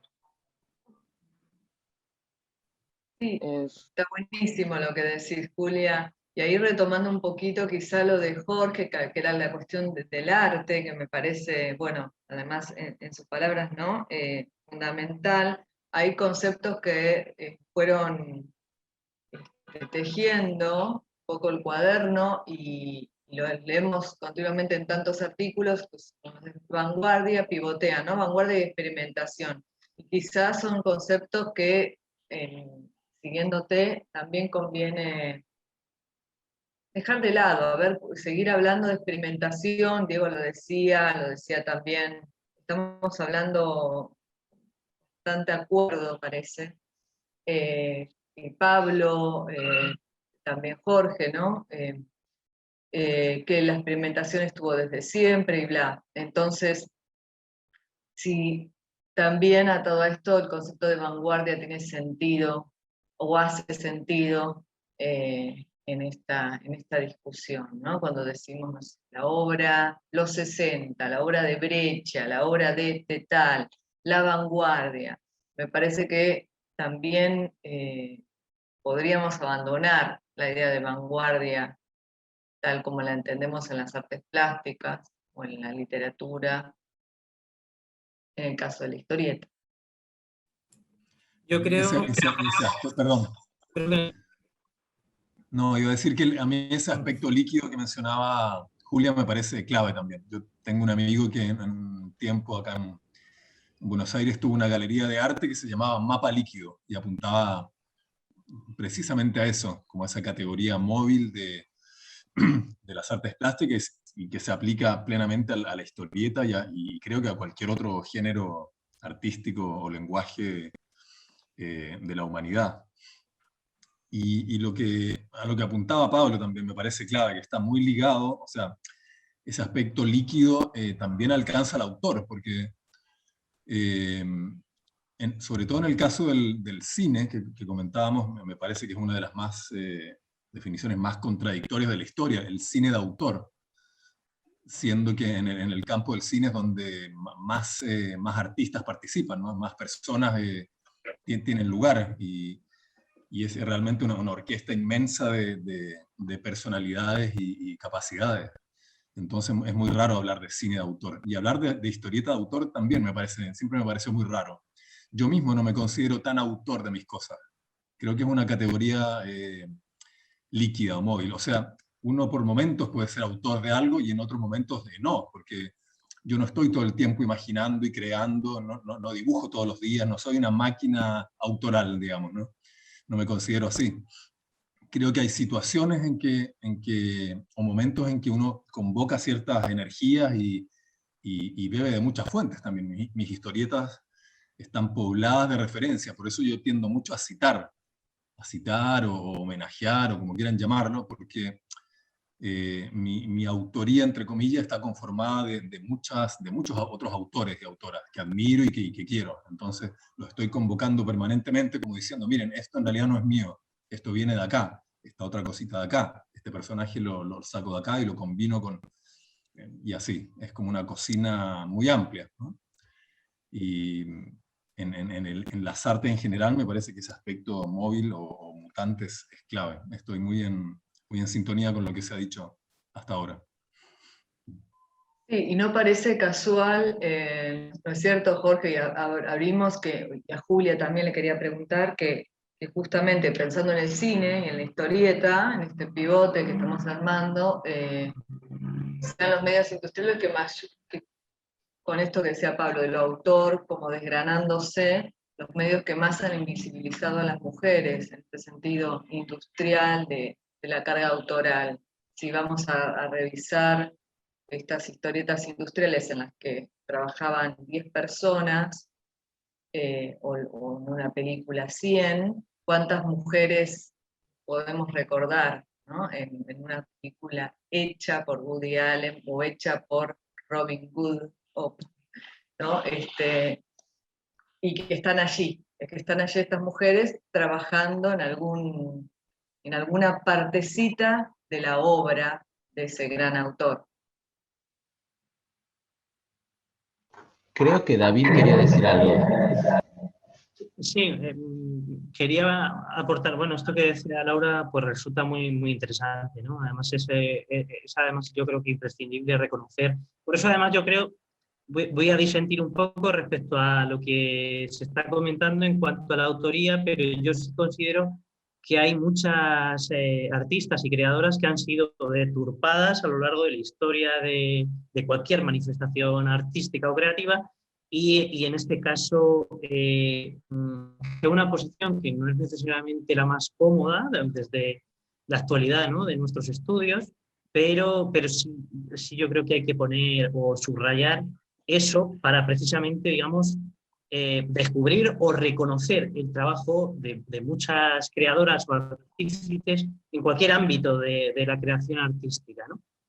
A colación un poco de lo que decía Jorge, ¿no? El mosaico de las citas, ¿no? El contexto de lo que es esto que se ha amplificado a partir de la intermedialidad, ¿no? El tema de la intertextualidad a partir del estudio de Kristeva o incluso de otros autores, ¿no?, que han abordado más el asunto, es evidente. Yo creo que no, pero incluso retrotrayéndonos mucho más en el propio Renacimiento, en cualquier ámbito, sea el literario o el pictórico, bebe de otro tipo de tradiciones. Pueden ser Petronio en la literatura o Fidias, ¿no?, en la escultura. En este sentido, hay una clara referencialidad, yo creo que en toda manifestación o creación, ¿no? Es decir, la necesidad de que hay un bagaje, ¿no?, un equipaje detrás.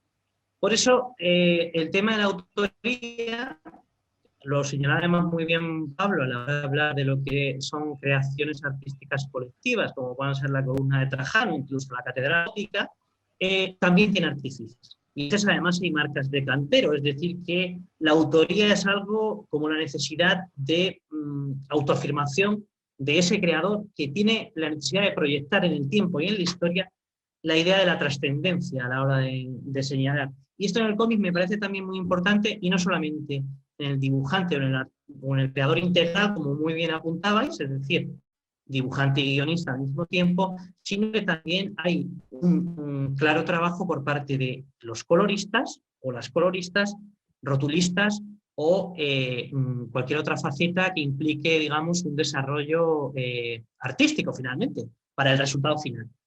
En esto además, precisamente porque yo vengo, o me he especializado también en los estudios de cine, ¿no?, de imagen audiovisual, considero que sin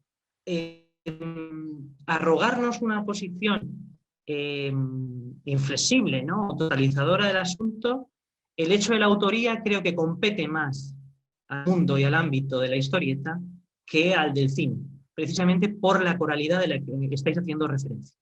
Hay evidentemente un juego sutil de omisiones dentro de lo que es el cine, en la que se reconoce, dependiendo de la legislación de cada país, al director, al guionista, al director de fotografía y, si no recuerdo mal, al productor, dependiendo un poco de como digo, de la legislación de turno, ¿no?, de cada calidad nacional. Esto me parece muy significativo porque parece como, por ejemplo, hablando además de algo muy específico dentro del cómic, que es un trabajo evidentemente que es o bien de creador integral del que hablamos, este historietista total, por emplear un término wagneriano. El escenógrafo en cine tiene un valor imprescindible a la hora de esto, de leer, por ejemplo, la recreación histórica de un relato audiovisual. Es completamente omitido en la constitución o el valor autoral. Es decir, el valor autoral, cuando hablamos de valor autoral me refiero a lo que implica su participación en ese artefacto o en esa producción cultural.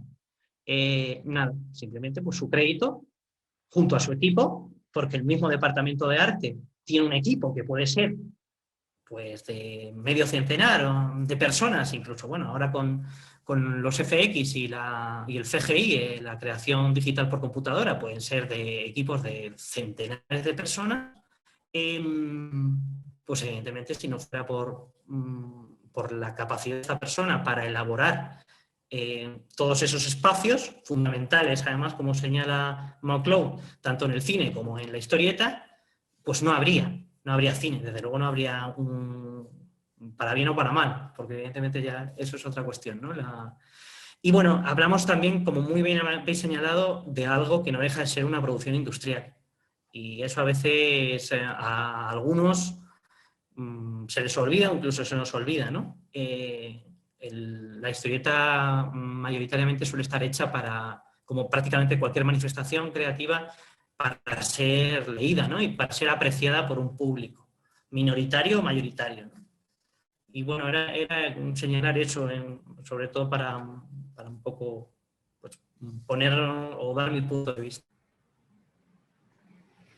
Bueno, con respecto a toda esta cuestión que están hablando acerca del autor y la figura del autor y cómo en definitiva no se puede determinar con tanta claridad cuál es un autor dentro de la historieta, que a mí me parece que justamente la importación de la teoría del autor a la historieta ha generado como algunos efectos, algunos positivos y otros negativos. Puntualmente me parece que ha generado una competencia muchas veces que ya estaba desde antes, pero me parece que con la cuestión de la autoría se vuelve más acuciante entre dibujante y guionista.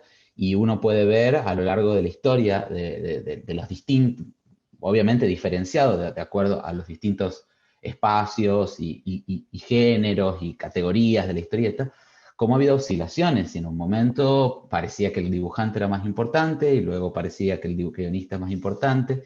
Y siempre está esa pregunta que la arrojo como quien arroja un juego de qué se prefiere, si se prefiere un cómic con dibujos horribles, pero un gran guión, o un cómic con un guión espantoso, pero muy bien dibujado. Y esa es una pregunta que yo nunca la puedo terminar de responder. Y después me parecía, también para volver a ver si Iloan tiene algo para opinar, me parecía muy fascinante también esta discusión del autor en relación a lo que acaba de contarnos Ilan, de que está intentando hacer un cómic generado por una inteligencia artificial. ¿Quién es el autor ahí? ¿Es Ilan? ¿Es la inteligencia artificial? ¿Son todas las imágenes previas que son remixadas para poner dentro de ese cómic? Me parece muy, muy, muy interesante eso que mencionaste. Yeah. Thank you, Amadeo, for this question. I think the answer, like briefly, the answer will be like, from which side are we speaking? Is this a legal question? Is this an artistic question? Is this a historical question? Is this an agential question? You know, like I would like to follow up from Pablo's expansion of the status of the author in comics, because comics for me is an industrial form of expression with multiple agents in this food chain, from artists, you know, like we can say like the artist role can cut it in many different parts, like you know, the penciler, inkers, colorists, letterers, scripters. But I would go even further to also include the printers, the bounders, you know, the advertisers. I would really try to argue for an expanded authorship in comics. And I would even go a step further here. I think comics are not also a purely human endeavor, because we rely a lot on raw material. You know, like for example, the paper pulp. Without it, comics would not exist. So let's try to expand even more how our artistic practice relies on multiple different organic lives. And I'm recently I'm writing a new paper about also the way that comics has been addressing extraterrestrial alien intelligences. You know, if you really do a bit of research in SETI or NASA, you would see that the things we send in space are comics. You know, the Arecibo transmission, for example, is a comic, is a pictogrammatic narrative. So we don't even address humans. Comics might be a way also to address otherly subjectivities, not only readerly, you know, like authors or readers, readerly, but also existences that we don't know, unidentified readers. So I would here be for the maximum openness in what is the author in comics. Specifically for my project now, my project is totally an transdisciplinary endeavor. I work with 5 computer scientists, AI engineers. We developed, I can actually put there, it's quite fun. This is a project we finished quite recently, but I'm very happy. It's really, it's not for all tastes. I had a big fight with Ben Kutcher about it, so you'll be send that direct as a direct message. Okay, let me send it to everyone again. So who is the author in an AI comic book project? This is the question. The data collected comes from, I would say safely, from hundreds of thousands of artists. These have been scraped from the internet, have been collected through different aggregators and repositories of media.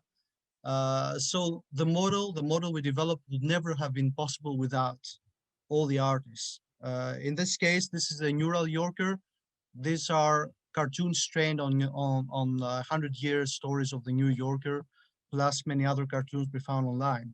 So the author of a project like that, in a very, very narrow sense, will be everybody that ever did a comic and put it online, because I have it in my hard drive. Okay, that's a basic thing. Legally, I think legally the model belongs to me. I mean, to my team. So the author will be legally, if we had to approach it from that side, I'll be myself. But I'm not so interested in that side. When we develop a model, then we have to take many decisions, some of which are very creative, some of which are not at all, are technical. Which I don't think, I don't say this to disparage it. I say that these technical decisions are also part of an author's, or a part of a role they have to do in order to finish this project. For example, how are we going to subset? You know, like when you have a very big data set, like we have millions of images, we have to make small chunks of data in order for the neural network to be able to learn what it has to learn. You know, for example, in this project, we have developed different kinds of humor. We have business humor, for example. You know, New Yorker is very famous for its business humor, like people meeting from a board, the board manager meeting in an office and discussing the latest whatever, quantitative easing or whatever. We have bar humor, we have animal humor, we have couples humor. So we have to make some sort of subcategories in order to make it easy to have a very, very domain specific production in the cartoons. So it's a project that depends a lot of different skills, some of which are artistic, some of which are not, and also machines. And I really need to stress this. Without machines, this project would not exist. So machines are authors of this project. And machines, specifically this machine, GPU, contain earth minerals, rare earth minerals. So I would say that also these machines, without the extraction that was important for the creation, would not exist. So I will try really to expand who is the author of this project in order to include both human, geological, computational, machinical elements, which each one played a very important role for this project to come alive. And here I would also come to, somebody said about the reader as being the inalienable ingredient in comics. And let me disagree again, because very soon we would have comics made by computers to other computers. Computers will be reading comics and will be commenting and amending on comics that were produced by computers. So the reader, in the classical sense, is not an important part anymore. I mean, it is for the majority of our own experiences, but very soon we might also get rid of the readers. Then the question will be, if we don't have any ingredients, any inalienable ingredientes inalienables, this is what I heard, then what can we do? What is comics then? And here my understanding is that comics is, the more we alienate, the more we estrange the comic subject, the more we get to understand what it is. The more we try to fixate it and say, no, we need narratives, no, we need readers, no, we need pencils, no, we need paper, the further we get from the truth. And I think that if we manage to build from comics an immanent space, like an empty space, which can only be covered from different partial perspectives. Somebody spoke about partial perspectives before, which I think is very, very interesting. The more we encourage this partial perspective. So for example, a comics artist working with a computer scientist, a comics artist working with a community of children doing something else, or a comics artist working with machines, etc. I think the more we encourage these partial perspectives, the more we alienate comics, and then we can reinvent it. And this is my understanding of comics blown apart. They are blown apart from their own cliche, their own stereotypes, not only the graphical sense, not only if it's like superhero or bande dessinée franco-belge or Japanese manga. We're blown apart when we start understanding their production as consisting from multiple agencies, some of which are human, some of which are artistic, and multiple temporalities also. I think it's very important to understand also that comics have different temporalities, you know, like the temporalities of a big industrial machine when distributing comics, or the way my GPU computers are crunching data in order to understand probability distribution in comics. These are totally different temporalities from the usual we have, you know, penciling, inking, coloring, lettering, etc. So I think the more we try to open up the understanding of comics, the more we are blowing apart the medium, and we invent different articulations and different assemblages of possible forms.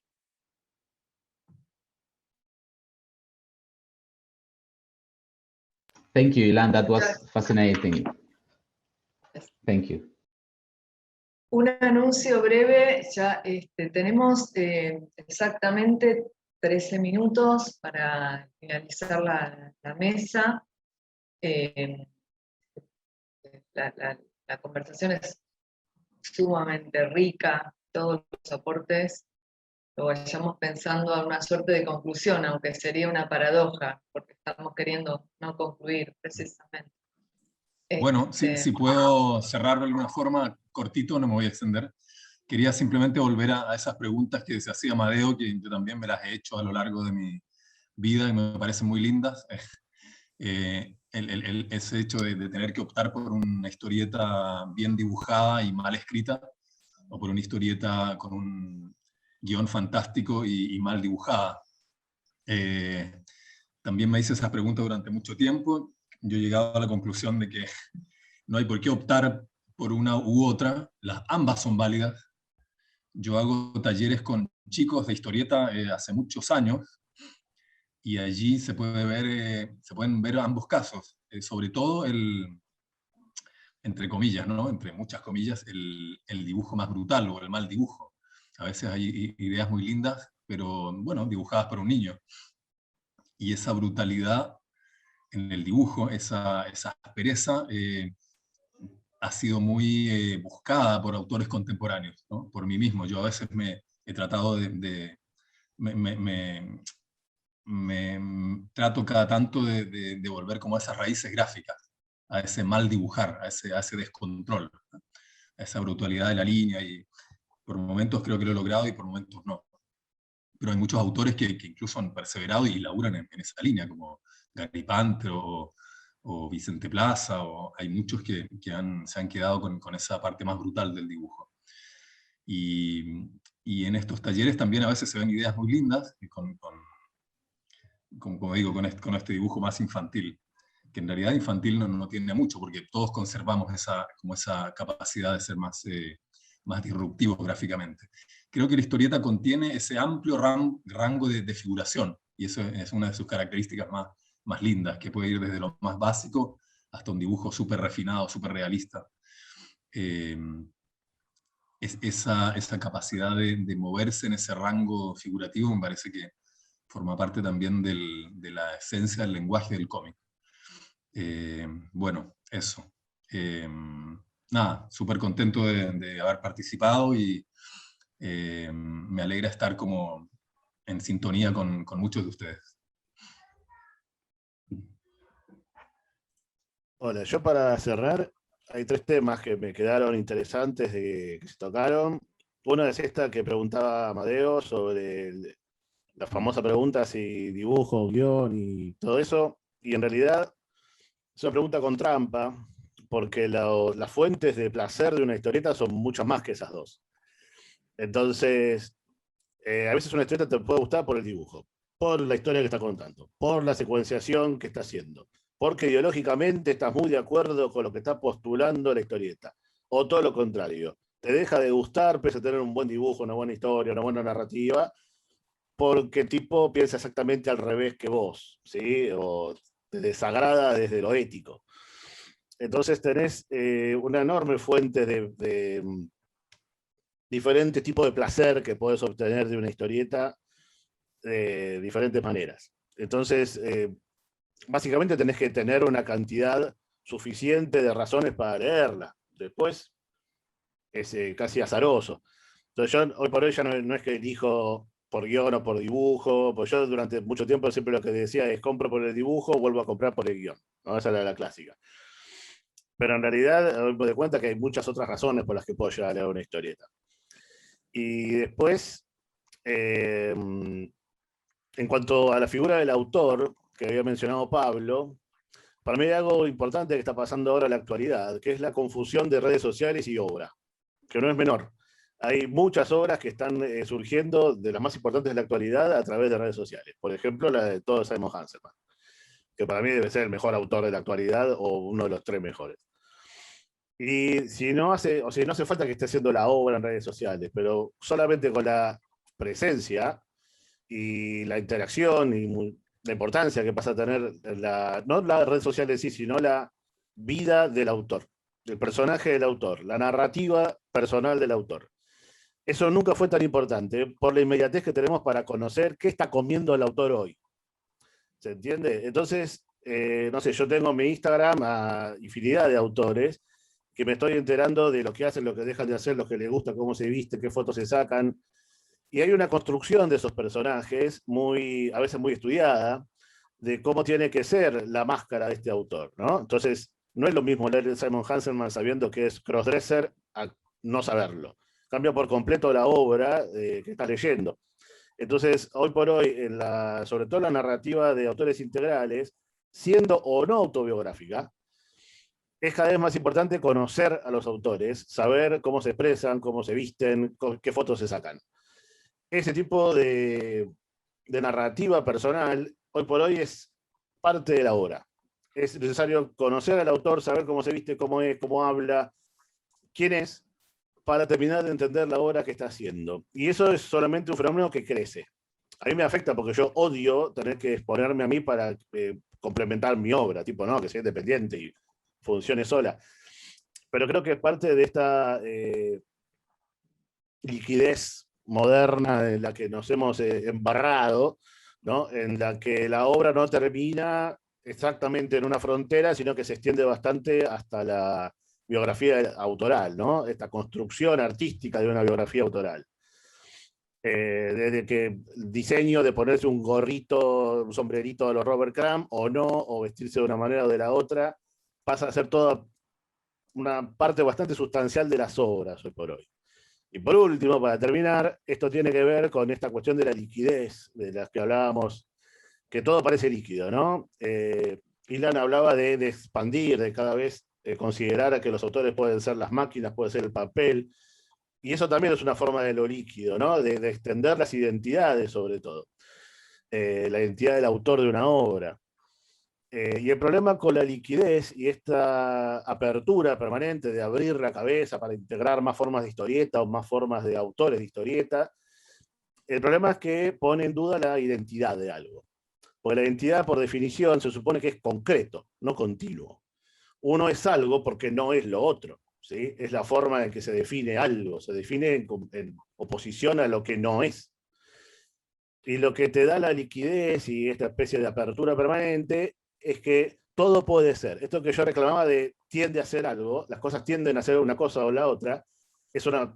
También estoy sumando a la misma gran confusión de la liquidez, ¿no? De que todo puede ser lo otro. Entonces ya la diferencia entre uno y lo otro es complicado. Y en realidad, la forma en que yo lo pienso es medio cuántico, ¿sí? Desde ya la mecánica cuántica te reclama que lo que se consideraba continuo, como es la luz, Einstein vino y dijo, no, es concreto. Hay unidades de luz, que son los fotones. Entonces pasó a ser un fenómeno concreto, cuantificable. Podías contar cantidades de fotones que tenía un rayo de luz. Hasta que llega, no sé, Niels Bohr o los siguientes tipos que estudiaron el tema y dijeron, bueno, pero pará, el fotón en sí no es partícula ni es onda.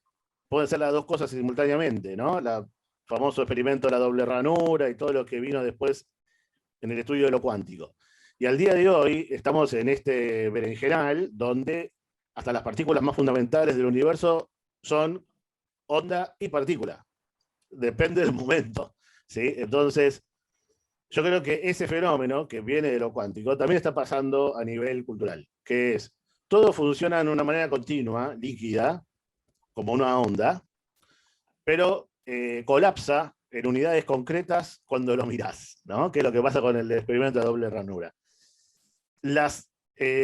Una obra en sí, un libro, una novela gráfica, una obra historietística, es parte de esa onda, es una parte de lo líquido que está conectado con la narrativa de la biografía del autor, con sus influencias, con el papel con que se hizo, la industria donde salió.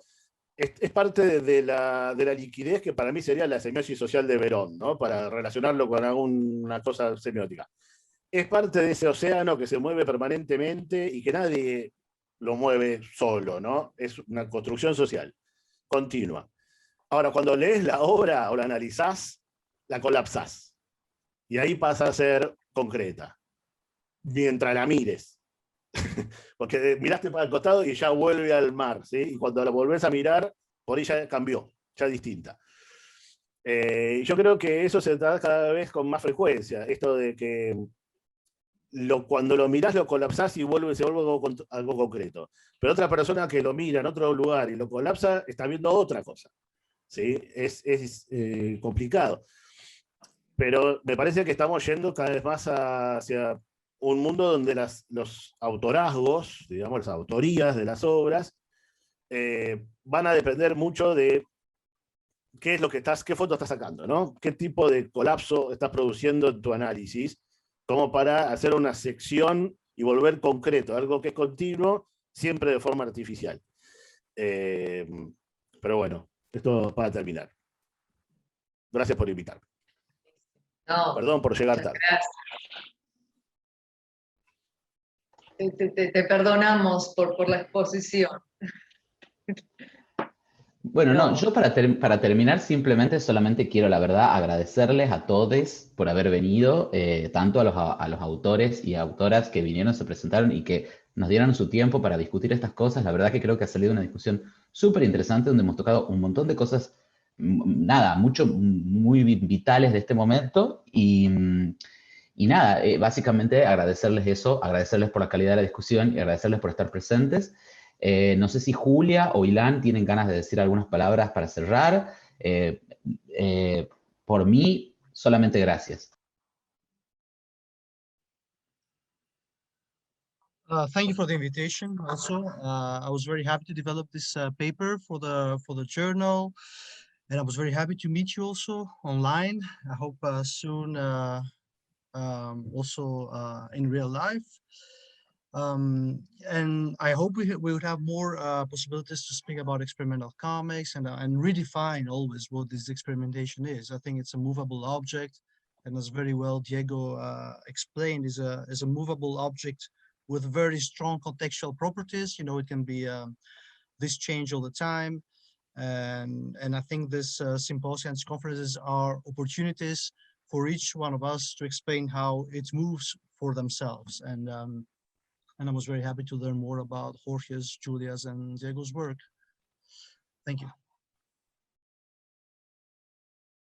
Gracias.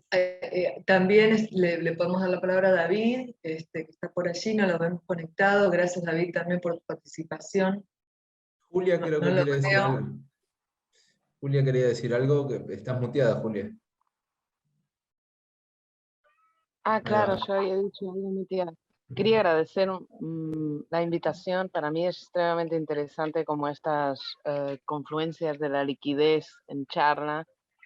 Y para cerrar también me quedó una idea así de que es muy interesante en cuanto a autor también investigar en esa liquidez, no solo en lo que es, no renegando al virtuosismo, no renegando las investigaciones técnicas o de guión, pero también ir, que la obra, y estos espacios ayudan bastante a eso, que la obra pueda venir integrada con un contexto, con el mercado, que la investigación de una obra y de autor pueda estar vinculada a la manera como accede, como se expone, cómo se muestra, y ir contaminando los contextos para que eso pueda seguir existiendo como una cuestión de libertad también, que me parece valiosa de este líquido todo que estamos, no solo quedarnos con la parte mala o capaz desvirtuosando algo, yo hablo medio raro, me entiende. No quedar con la cuestión de si el guión o el dibujo, o agregar esa mezcla, que es un poco la conclusión de esta charla, tanto técnicamente como de espacios, como de ámbitos y géneros. Y bueno, y nada, y agradecerles eso y espero que esta discusión siga por muchas frentes diferentes. Gracias, gracias, Julia. Quería pedir solo una cosa, que hay mucha información en el chat que por ahí es interesante de rescatar en un escrito, no sé si al mail, hay algunas cosas, referencias que no tengo, que me gustaría ver. Si se va a grabar, nos comunican aquí de la facultad de la UP, de hecho yo la voy a volver a escuchar, este debate se va a subir, va a estar grabado, así que para los que quieran volver a oírlo, y también me parece que está bueno retomar algunas ideas por escrito, y Creo que luego a todos los participantes les va a estar llegando un certificado, esto también lo teníamos que comunicar, un certificado de participación en el Congreso. Y bueno, va a estar la grabación de esta conversación. Y creo que con esto podemos ir cerrando. Ha sido un placer. Ha sido un placer. Cuídense Gracias mucho. a todos. Y nos vemos pronto. Gracias.